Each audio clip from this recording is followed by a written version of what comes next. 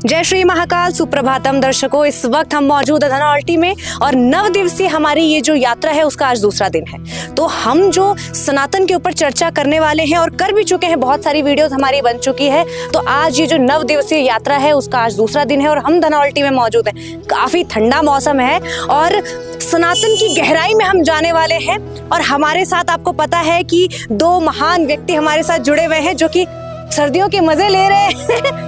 तो आप बताइए कैसा लग रहा है आपको धनौल्टी आकर? देखिए, धनौल्टी भी जो है वो हमारी देवभूमि का एक बहुत ही सुंदर भाग है जी। यहाँ माँ सुरकंडा देवी का मंदिर है जी, जो अति प्राचीन और अति विशिष्ट है। बिल्कुल। सभी श्रद्धालुओं की मनोकामनाओं की पूर्ति करता है जी। वास्तव में ये जो मौसम है वो भी काफी मनमोहक है जी। ठंड का मौसम है और इस ठंड के मौसम में हम अपनी धार्मिक यात्रा कर रहे हैं और तमाम ऐसे विषय, तमाम ऐसे स्थान, दिव्य स्थानों में हम जा रहे हैं और आशीर्वाद प्राप्त कर रहे हैं। और अब हम जो यात्रा करने वाले हैं वो है माँ सुरकंडा देवी की। तो अब हमारी ये यात्रा निकलने वाली है सुरकंडा देवी के दर्शन करने के लिए और बहुत सी ज्ञान की बातें हम वहाँ चर्चा करेंगे। चलिए आइए मेरे साथ।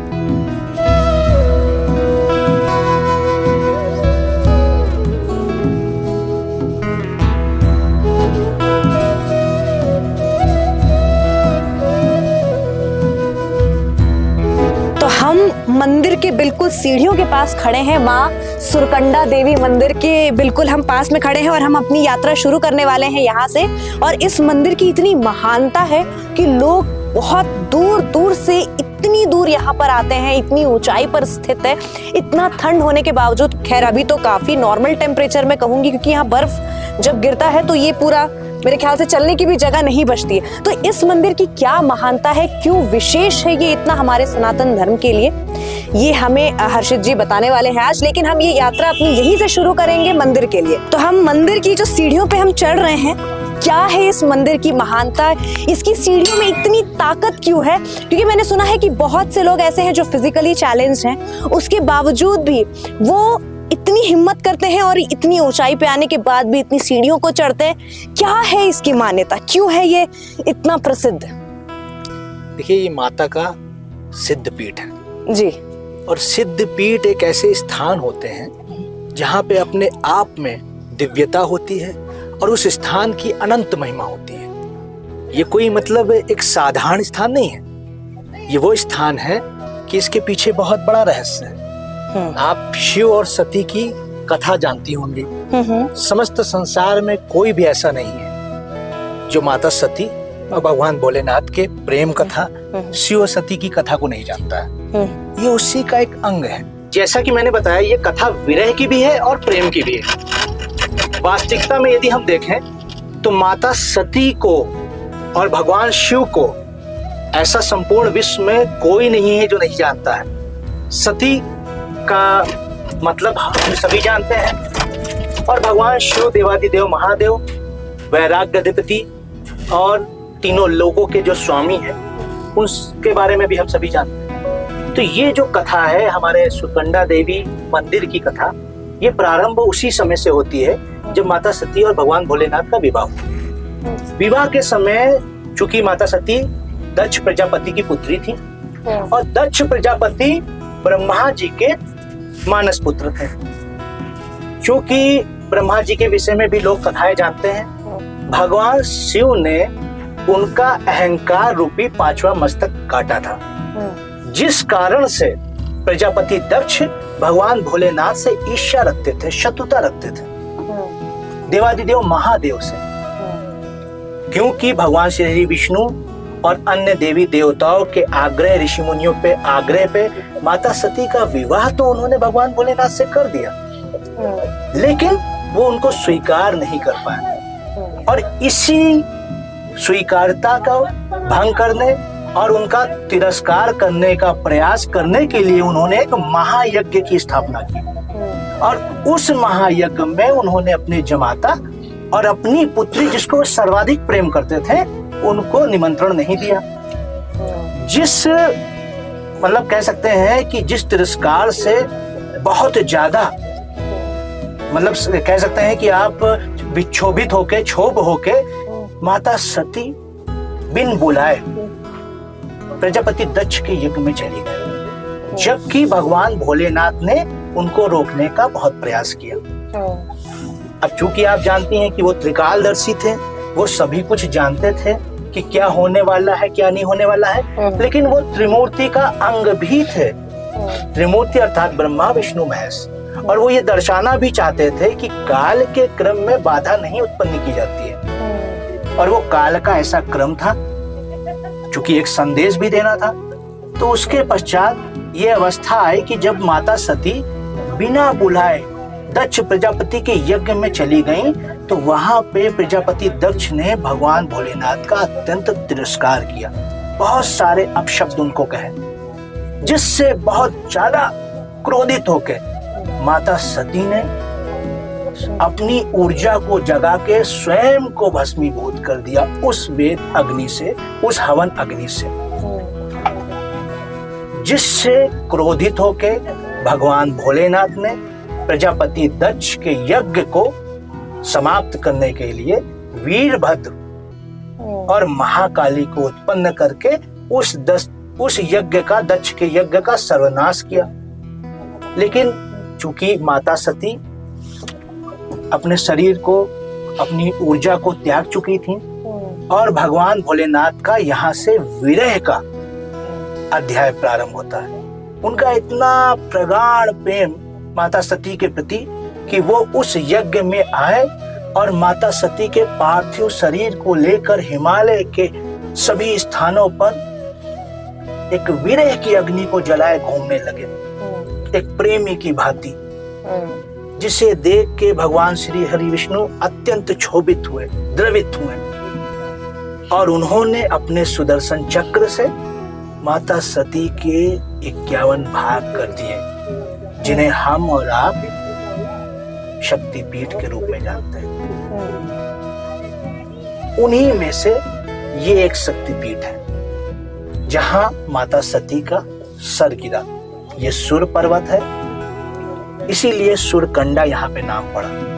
ये सुर पर्वत है, सुर पर्वत पे माता सती के मस्तक यहाँ गिरा था, तभी से ये सुरकंडा इसका नाम पड़ा, सुरकंडा देवी मंदिर। यहाँ की बहुत बहुत विशेष कथाएं हैं। यहाँ पे जितने भी श्रद्धालु, जितने भी भक्त आते हैं, वो सभी यहाँ अपनी मनोकामना मांगते हैं और उनकी मनोकामना पूरी होती है।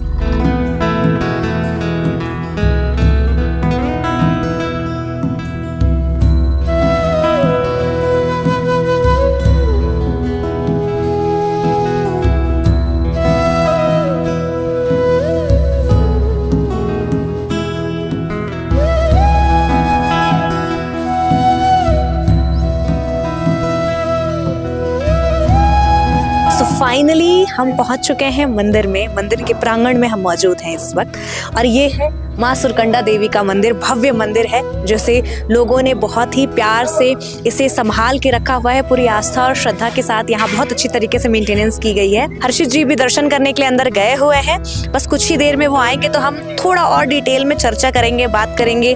देखिए हमारे हर्षित जी आ भी गए बाहर, और थोड़ा अब और हम जानेंगे कि हाँ, मंदिर तो हम आ गए, दर्शन भी कर लिए, विग्रह के बारे में थोड़ा चर्चा करेंगे हम कि किस तरीके से मंदिर को मेंटेन किया गया है और क्या कुछ खास है मंदिर के अंदर।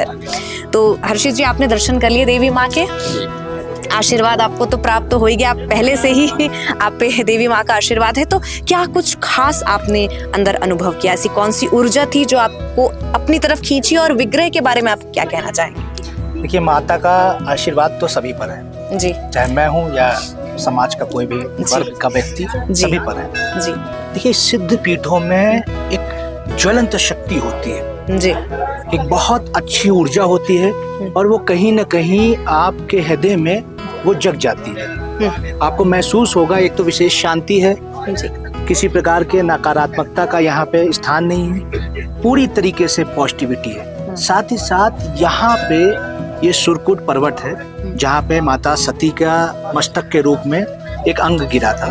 उसी के साथ साथ स्वयंभू प्रतिमा में यहाँ पे तीनों रूप में माता विद्यमान है, माँ लक्ष्मी, माँ काली और माँ सरस्वती। अच्छा, तीनों रूप त्रिदेवियों में के रूप में यहाँ विद्यमान है जी। और जैसा कि मैंने आपको बताया भी था कि ये शिव और सती के कथा का एक अंग है, उनके प्रेम और उनके विग्रह की कथा का एक अंग है और ये 51 शक्तिपीठों में से एक सिद्ध पीठ है। ये यहाँ पे मांगी गई मन्नत और यहाँ पे किए गए दर्शन दोनों ही लाभदायक हैं। आपके जीवन में कोई भी समस्या हो, कोई भी कष्ट हो, खासकर बहुत सी जगह पे देखा गया है कि जो अभिचार होता है, मारण, मोहन, वशीकरण, उच्चाटन तरीके से जो क्रियाएं होती हैं जिनको काला जादू या ब्लैक मैजिक कहते हैं, तंत्र क्रिया। अभी हमारी एस्ट्रोलॉजी के ऊपर जो चर्चा थी वो अधूरी है, लेकिन उसे पूरा करने के बाद मैं इस टॉपिक पर भी आऊंगी और हम इस पर भी एक शो बनाने वाले हैं, चर्चा करेंगे। मैं वही बताने जा रहा हूँ कि इससे संबंधित लोग जो पीड़ित होते हैं जी, कि किसी के तंत्र के माध्यम से या कोई ऐसा व्यक्ति जो उच्चाटन, मारण, मोहन, वशीकरण कुछ भी ऐसा किसी ने किया हुआ है, तो आप किसी भी शक्ति पीठ चले जाइए, सिद्ध पीठ चले जाइए, वो नेगेटिव ऊर्जा स्वयं वहां पे रुक जाएगी और वो भस्म हो जाएगी। क्योंकि ये भस्म रूप, ये माता का, ये समझ लीजिए आदि शक्ति माँ जगदम्बा का वो रूप है जब उन्होंने स्वयं की ऊर्जा को जगा के स्वयं को ही भस्मीभूत कर दिया था दक्ष के यज्ञ में। बिल्कुल। तो 10 महाविद्या का जो हमें विवरण मिलता है कि 10 महाविद्याएं हैं, जो बहुत कम लोगों को इनके बारे में पता है क्योंकि लोग नौ दुर्गा के बारे में जानते हैं, लेकिन आप लोगों की जानकारी के लिए मैं बता दूं कि 10 महाविद्या भी हैं जिनके ऊपर चर्चा की जाती है और कहा जाता है कि 10 महाविद्या जो है वो अक्सर तंत्र क्रिया में उनकी पूजा अर्चना की जाती है। तो इस पर आपका क्या कहना है कि क्या 10 महाविद्या केवल तंत्र विद्या के लिए है, नेगेटिविटी के लिए है, या इसका कुछ पॉजिटिव एस्पेक्ट्स भी है? देखिए, तंत्र एक शास्त्र है जी।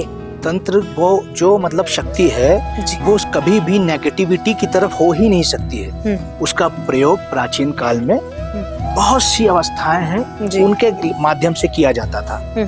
जैसे कि तंत्र, मंत्र और यंत्र की जो शक्तियां हैं वो इस माध्यम से होती थी और तंत्र का ही भाग ये अभिचार है जी। चाहे वो मारण हो, मोहन हो, वशीकरण हो, उच्चाटन हो, ये उस अवस्था में किया जाता था कि जब एक राज्य से दूसरे राज्य को संकट होता था राज्य काल में, तो उस समय ये अवस्था होती थी कि पड़ोसी देश के राजा या अन्य कोई ऐसे शत्रु के लिए वो मारण, मोहन या वशीकरण करते थे। जैसे पशु के लिए वशीकरण करते थे कि वो कोई इस प्रकार से मतलब कार्य ना करे, और किसी को मोहने के लिए वो मोहन शक्ति का प्रयोग करते थे। तो इसमें नेगेटिविटी का तो कोई प्रश्न ही नहीं है, लेकिन उसको कहीं ना कहीं इसका दुरुपयोग होने लगा। हमारी तमाम सनातन शास्त्र की विद्याओं में ये बहुत बड़ा मतलब समझ लीजिए दुर्भाग्य कह लीजिए या दुर्व्यवहार कह लीजिए उसके साथ किया गया। वहाँ पे ये डाउनफॉल आया कि उसको इतनी प्रगाढ़ शक्तियों को कहीं ना कहीं मिसयूज करने लगे लोग। और इसी प्रकार जैसे आप माता के मंदिर में आए हैं, आप अपने परिवार के कल्याण, अपने कुल के कल्याण, अपने लिए अच्छी चीजें मांगिए, बिल्कुल अपनी समस्याओं के अंत के लिए माता के दर्शन कीजिए और उनके आगे नतमस्तक होके अपनी सारी बैड एनर्जी, ब्लैक एनर्जी या जो भी संकट है, समस्याएं हैं, उनका निदान मांगिए। बिल्कुल सर, आपने बिल्कुल सही बात कही। और इसके साथ ही मैं ये कहना चाहूंगी कि इसके ऊपर हम एक अलग से शो बनाने वाले हैं 10 महाविद्या के ऊपर, तो इसको हम यहीं पे पूर्ण विराम देते हैं। बाकी हमने यहाँ देवी माँ के दर्शन किए हैं, काफ़ी कुछ हमें नया देखने को मिला। और एक सवाल आप लोगों के मन में ज़रूर आ रहा होगा, मुझे पता है, कि हम विग्रह के आपको दर्शन क्यों नहीं करा पाए या हम गर्भगृह में क्यों नहीं आपको लेकर जा पाए, क्योंकि सनातन में एक रिस्पेक्ट दिया जाता है। क्योंकि जब कोई भी किसी की वीडियो या फोटो बनाता है तो कुछ लोग ऐसे हैं जो उससे हार्ड कॉपी बनाकर या डस्टबिन में फेंकना या गटर में फेंक देना। तो देवी माँ की जो प्रतिमा होती है या किसी भी देवी देवताओं का जो विग्रह होता है, उनकी तस्वीर में भी वो एनर्जी होती है। लोग उस तस्वीर का गलत इस्तेमाल ना करें, इस सुविचार के साथ यहाँ पे एक नियम बनाया गया है और मेरे ख्याल से हर ऐसे जगहों पर नियम है कि गर्भगृह में अलाउड नहीं करते हैं, तो बस यही वो वजह है। लेकिन इससे आपको फायदा ये है कि आप माँ के दर्शन करने के लिए यहाँ आएंगे, आपके अंदर जो जिज्ञासा आएगी वो जिज्ञासा माँ के दर्शन करने के लिए, उनके विग्रह को देखने के लिए आपके मन में जो जागृत होगी वो आपको यहाँ खींच कर लेकर आएगी। तो बस इसी उम्मीद के साथ कि आपको हमारा आज का ये जो यात्रा था माँ सुरकंडा देवी का माफी चाहती हूँ, माँ सुरकंडा देवी के जो हमने दर्शन कराए, आपको यात्रा कराया, आपको बहुत ही पसंद आया होगा। और मैं चाहती हूँ कि आप कमेंट सेक्शन में हमें बताएं कि आप और क्या कुछ देखना और जानना चाहते हैं। बाकी चलते हैं अपनी यात्रा, यहाँ की यात्रा हम यहीं पर समाप्त करते हैं, लेकिन अभी और भी बहुत कुछ है। जी बिल्कुल। बिल्कुल। जय माता की, जय माँ दुर्गा। दर्शकों, मैं फिर से आ गई हूँ आपके पास और आपके सामने अपनी यूनिट के साथ, अपनी टीम के साथ और हमारे जो गुरु हैं, हमारे जो गेस्ट हैं जिनसे हम बात कर रहे हैं। और आज हमारा आखिरी दिन था धनौल्टी में और 9 दिवसीय यात्रा का दूसरा दिन था हमारा, जो कि खत्म हो चुका है। और अब हम दिन भर काम करके इतना थक चुके हैं कि हमें लिटरली बहुत तेज भूख लगी और खाना मेरे सामने है और मुझे ऐसा लग रहा है कि मुझे जल्दी जल्दी खाना ले लेना चाहिए, क्या पता बचे ना बचे। लेकिन मैंने सोचा कि नहीं, आपको अपडेट कर दूं क्योंकि आप हमारा बेसब्री से इंतजार कर रहे होंगे। आपने इतना प्यार दिया है हमें, हमारे साथ आप इतने लंबे समय तक आप बने रहे, आपने हमारी पूरी वीडियोस देखी और मुझे पता है कि आप लोगों को बहुत कुछ सीखने को जरूर मिला होगा। और आपके कॉमेंट सेक्शन में बेफिक्र रहिए, हम आपके सारे कॉमेंट्स को पढ़ते हैं and definitely we are going to reply on each and every comments. तो बस अब मैं सोच रही हूँ कि मुझे जल्दी से अपने लिए खाना ले लेना चाहिए, क्या पता बचे ना बचे। लेकिन उससे पहले मैं ये जानना चाहती हूँ कि आप लोग क्या कहना चाहते हैं हमारे ऑडियंस के साथ, क्योंकि वो लगातार आपको देख रहे हैं और आपको सुन रहे हैं। आप चिंता मत करिए, जितने आपको भी खाना मिलेगा, जितने लोग बैठे हैं सबके लिए खाना है, आप इसकी चिंता मत करिए। और हम लोग अब खाने का मजा लेने जा रहे हैं, चूंकि भूख बहुत तेज लगी है। अब मुलाकात इंशाल्लाह कल होगी आप सभी दर्शकों से। देवभूमि का वैसे तो अब आगे पता नहीं कब जो है नसीब में हो, या जो है कह सकते हैं कब हम यात्रा पे आते हैं। अब हमारी चूंकि यहाँ से यात्रा हिमाचल की तरफ जाएगी, तो ये कह सकते हैं कि ये देवभूमि का आज जो अन्न है वो सौभाग्य से हम लोगों को आज ही के लिए मिल रहा है। नेक्स्ट डे हम हिमाचल में होंगे, रोटी और लगवा दीजिए, और हिम के आंचल के बीच रहकर वहाँ के दिव्य स्थानों और क्षेत्रों के से संबंधित वार्ता आपसे होगी। तब तक की माता अन्नपूर्णा की जय हो, जय हो मां अन्नपूर्णा।